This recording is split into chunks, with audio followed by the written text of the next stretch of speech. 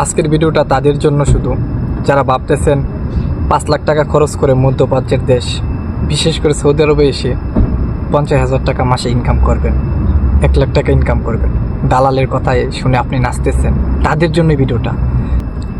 ক্লিনারের বিষয়ে যদি আসেন, 5 লাখ টাকা দিয়ে আসেন না অযথা ভাই।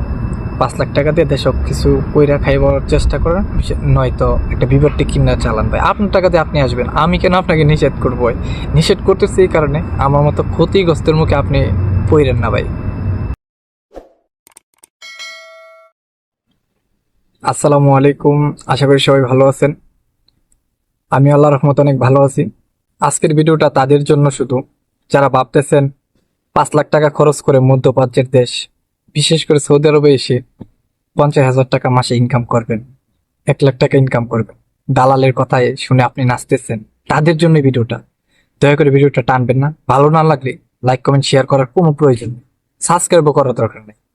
আপনার যদি ভিডিওটা ভালো লাগে তাহলেই করবেন। দেখুন, বর্তমানে তো আমরা সৌদি আরবে আছি বা এখানের পরিস্থিতিটা বুঝতেছি বা দেখতেছি। সেই হিসেবে আপনাকে বলতেছি আমার যে ছোট অভিজ্ঞতা থেকে, যারা নতুন আসবেন বিশেষ করে ভাই, আল্লাহর দোয়াই লাগে ভাই, আল্লাহর দোয়াই লাগে। দয়া কইরা কাজ শিখে আসেন। কাজ শিখে আসলে ভাই আপনি বিশেষ করে রাজার মতো থাকবেন। কারণ আমি দেখতেছি, আমি যেখানে কাজ করি এখানের আশেপাশে যারা আছে মানুষ, তারা কিন্তু মানে কাজ যারা শিখে আসছে আর কি, ইন্টারভিউ দিয়ে আসছে, তারা দেখবেন মানে 8 ঘন্টা ডিউটির মধ্যে মাত্র 1 ঘন্টাও ডিউটি মানে কাজ নাই, তারা করে না। মানে সমস্যা হইলে একটা জিনিস, যখন একটা কোম্পানিতে আসবেন আপনার একটা সাইট দিবে, এখানে সমস্যা হলে কাজ করবেন, নয়তো তো আপনি সারাদিন বসে থাকবেন, ফোন নিয়ে বসে থাকবেন। যেমন আপনি বাংলাদেশে যেরকম ভাবে এখন বর্তমানে ওই যে বাপমার হুইটেলা খাইলে এরকম ভাবে থাকেন না, যে সারাদিন ফোন নিয়ে বসে থাকেন, কোনো কাজ কাম নাই, এরকম মতো আর কি, এরকম থাকবে। যদি কাজ শিখে আসেন, আর যদি মনে করেন আমার মতো ক্লিনার বিষয়ে আসেন ভাই, দয়া করে ভাই এই বিষয়ে ভাই না, আল্লাহর হস্তে ভাই আমি কয়ে দিই। কারণ ক্লিনার বিষয়ে আইলে দালাল তো কই মানে বইলা দিব আপনারা যে মাসে 1,000 রিয়াল বেতন। 1,000 রিয়াল তো ক্লিনারের বেতন সহজে দিব না ভাই। সাধারণ কোনো কাজের মধ্যে আপনি 1,000 রিয়াল কখনোই দিবেন না। বিশেষ করে যদি মনে করেন অফিস আদালত বা হাসপাতাল ক্লিনারে যান, 600 থেকে 700 রিয়াল বেতন হবে, 8 ঘন্টা ডিউটি। এর মধ্যেও মনে করেন যাইতে যাইতে 1 ঘন্টা বা 1.5 ঘন্টা সময় লাগতে পারে। ভাগ্যক্রমে কাছে যদি হয় তাহলে তো ভিন্ন কথা। আর সৌদি আরব আর বাংলাদেশ তো এটা এক না। কারণ যে 5 মিনিট হাঁটলেই মানে আপনার কাজে মানে কর্মস্থলে যাইতে পারবেন ওইরকম। যাই হোক, ক্লিনারের বিষয়ে যদি আসেন, 5 লাখ টাকা দিয়ে আসেন না অযথা ভাই। 5 লাখ টাকা দিয়ে দেশ কিছু কইরা খাইবার চেষ্টা করেন, নয়তো একটা বিবর্তি কিনা চালান ভাই। আপনার টাকা দিয়ে আপনি আসবেন, আমি কেন আপনাকে নিষেধ করবো? নিষেধ করতেছি এই কারণে আমার মতো ক্ষতিগ্রস্তের মুখে আপনি পড়েন না ভাই। ঠিক আছে, আপনার টাকা দিয়ে ভাই আপনি আসেন, কাজ শিখে আসেন ভাই, কোনো সমস্যা নাই। আমি যে কি ভুল করছি ভাই, যদি আমি এরকম জানতাম যে কাজ শিখে গেলে এরকম, তাহলে আমি কিন্তু ঠিকই মানে কাজ শিখে আসতাম ভাই। দয়া করে আসেন না ভাই, আমি একটা কথা কয়ে দিই, মানে আপনি আমার মার পেটের ভাই না, আপনি আমার বন্ধু না, কিন্তু আপনাকে কেন কথা বলা বলতেছি ভাই? আমার কোনো লাভ আছে ভাই? লাভ নেই। কারণ বলতেছি, আপনি ক্ষতিগ্রস্ত হবেন না, আপনি আমার দেশের ভাই।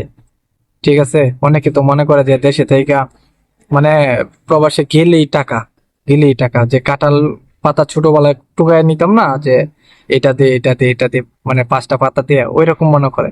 আসলে কিন্তু তা না ভাই, বর্তমান পরিস্থিতির ওই রকম না। অনেক কঠিন হয়ে গেছে বর্তমানে, বাস্তবতা অনেক কঠিন আমরা দেখতেছি বর্তমানে। যদি মনে করেন আল্লাহ ভাগ্যক্রমে ভাই, আমি যে জায়গায় কাজ করি মোটামুটি এসির ভিতরে কাজ করি, ঠান্ডা সবসময় ভালোই আছে। যদি বাইরে ভাগ্যক্রমে পইরা যান ভাই, তাহলে আপনার জীবন শেষ। 45 ডিগ্রি তাপমাত্রা, আর ঠান্ডার সময় যে ঠান্ডা ভাই, মাইনাস না, 7 ডিগ্রি তাপমাত্রা যদি থাকে, তখন আপনার কেমন হইব ভাই? শীতের সময় ভাই হাত পা একদম ভরা হয়ে যায়। কারণ আমরা বাংলাদেশে মোটামুটি সবসময় মানে শীতের সময় দেখেন না 15-20 ডিগ্রি তাপমাত্রা দেয়, তবুও আমরা টিকতে পারি না শীতের সময়। আর এখানে 5-7 ডিগ্রি তাপমাত্রা যদি থাকে তাহলে কিরকম?